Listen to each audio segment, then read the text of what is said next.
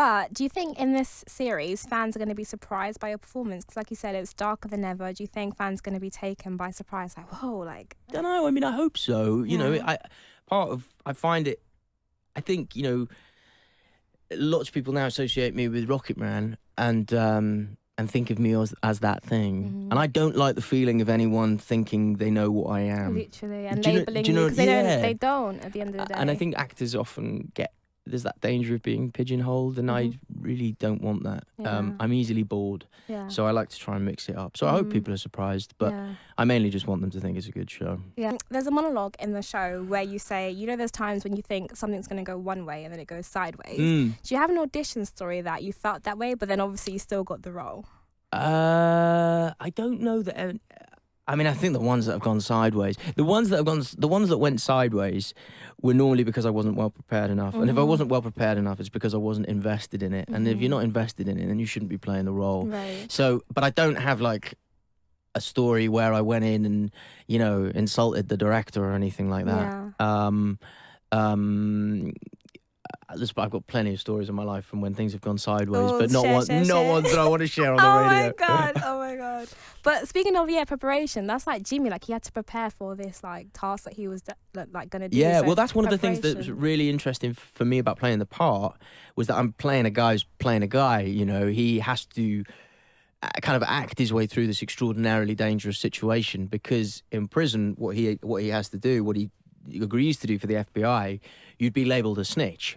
And, you know, in a high security facility like the one, like Springfield being the name of the prison he went to, that's a really dangerous place to be. So for me, there's a great challenge in being a guy, in playing a guy who's playing a guy, but also, you know, signalling to the audience when you need to for the storytelling.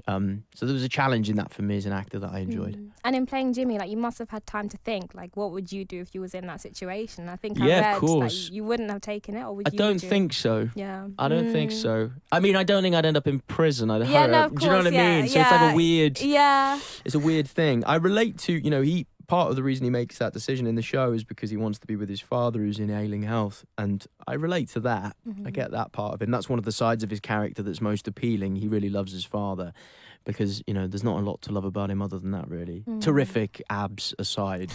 he's not a massively likable guy at the start of the show. So for you, is there anything about the industry that you were not tricked, but you, like once you're now in it, you were like, wait, I didn't expect this. This is a scam. And I ask that to say, a lot of people relate. Working life, sometimes 9 to 5, it's more like 6 to 9. Let's be real. Yeah. You know. So is it anything like that about the acting industry? Yeah, there are things. You know, I mean, to be, you know, like really frank and real. You know, I don't think it's healthy to always be reviewing images of yourself and footage of yourself. I think that for me has led to a situation where I can be quite in my head about my own self-image. That's being totally candid. That's probably one of the greater pitfalls of an actor. And also reading things that people say about you, which I try and avoid, but it's actually not always avoidable. Those things I don't think are very good for your mental health.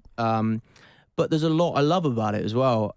I go home at the end of a day's filming, and if it's a good job and I'm excited about what's happening, I feel incredibly creatively fulfilled. And creative fulfillment is a really healthy place to be, I think. So swings and roundabouts, you know. But it's definitely not like... I think acting's been demystified now, you know. I mean, 40 years ago, everyone thought it was glamorous and kind of elevated somehow, and it's not really, you know. It's just a job. But a lot of people see you doing it, you know, and there's great things about that. And you know, when you're in a show like Blackbird, which is being well received and people are saying nice things about, it feels great. But it's peaks and troughs. And I know, you know, there's always a trough coming. You know, and that's part of life. Sorry, I'm getting very intense. That was so deep, but that's the truth of how 100%, I see it. Yeah, I remember I heard Mahershala Ali say like 5% or even 1% of the work is on camera. Like the whole job, it's so like true. It's 99%. And you live for that bit. Yeah, because that bit where the camera rolls and you get that take, that 1 minute, that 90 seconds or whatever it is, you know, that's when you go, okay, now I'm doing my thing and now I feel good. But the bull sugar plums around it, that goes with it. Yeah. I didn't get it. I didn't do it. I didn't do it. I caught myself. I caught myself. You caught it. There's so much, you know, that goes along with it that is less pleasant.